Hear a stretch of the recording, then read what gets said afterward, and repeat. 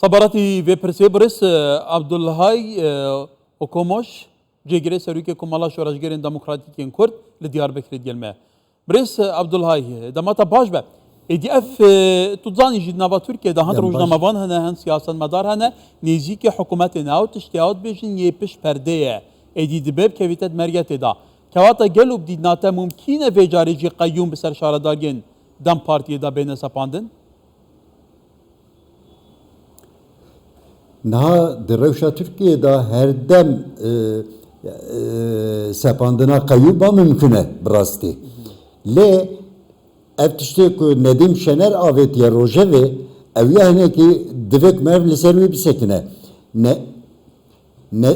Nedîm Şener nivîsa ku nivîsandiye qala xala 127 ya Makezagonê dike û xala 45 û 46 jî yên zagona Tirkiye dike.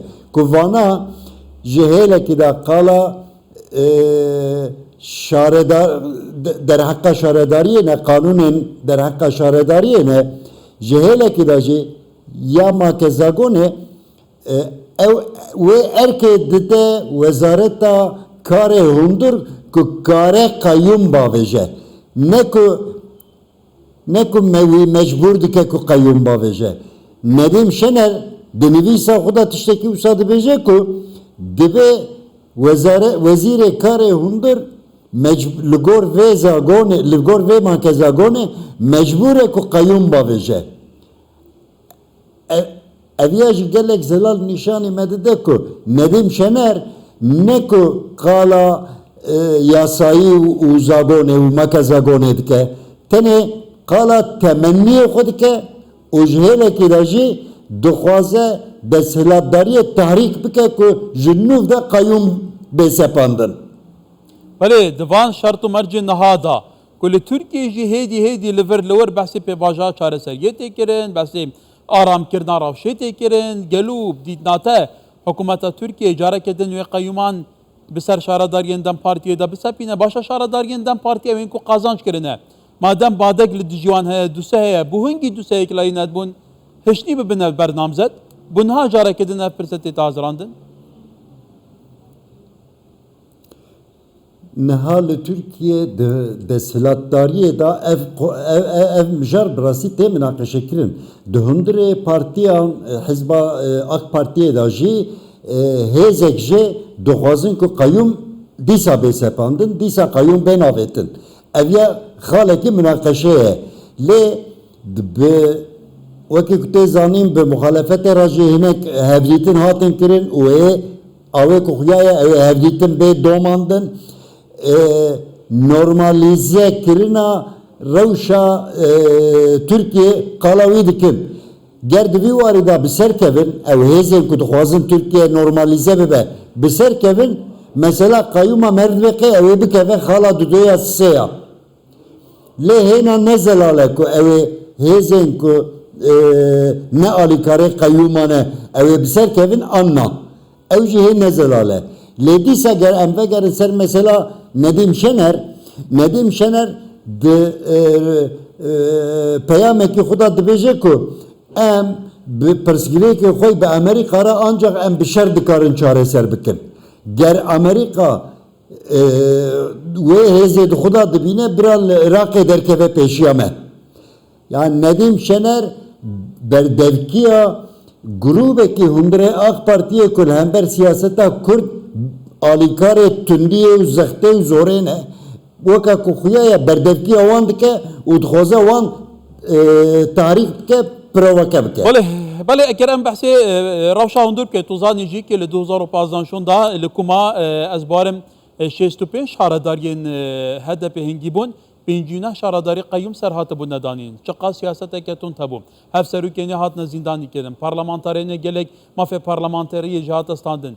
Lê vê carê helbijartinê şaredariyan dengên xwe zêde kirin kêm nekirin. Kehata çiqa stundî hebe qeyyûm jî hebin her xelk dengên xwe zêdetî dide aliyê Kurdan. Kehata gel ev givaşa şî tu nabînî hîç der encameke nîne eger cardin zaxt hebin wê cardin pêtir qazanç bike.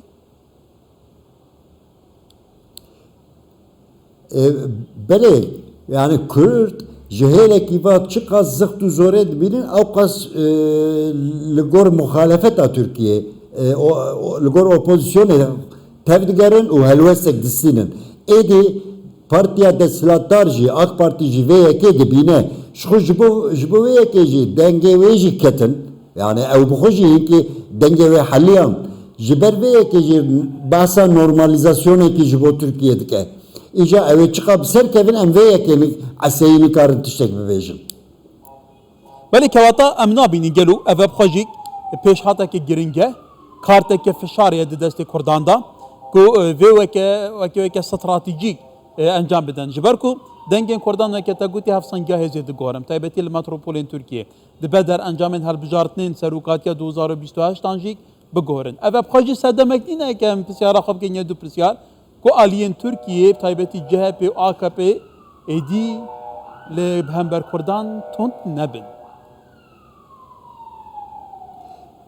Beykuman AKP'ci u CHP'ci de hesabı xuy helbijartina serok komariye ya sala 2028 dikin kijan juan bi Kurdara lehevkiri be ev behezdir dibe u karkirin avici ihtimal avici zedetir dike jiber ve yekeci ba avaya ki legerin ki dibe ku bi Kurdara siyaseteki lehevkiri be meşinin le döndüre AK Parti'ye da divi da gengeşiye keye ovaka kutezanin müttefiki AK Parti'ye MHP'ci bütün değil hember lehevkirina Kurdat sekinan diye.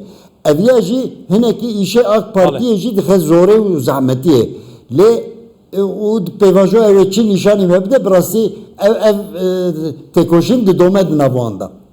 ولی برس عبدالحی او کموش جگری سروکی کمال یا شورشگرین دموکراتیکین کورت لی دیار بکری گله کی سپاس ایوار باش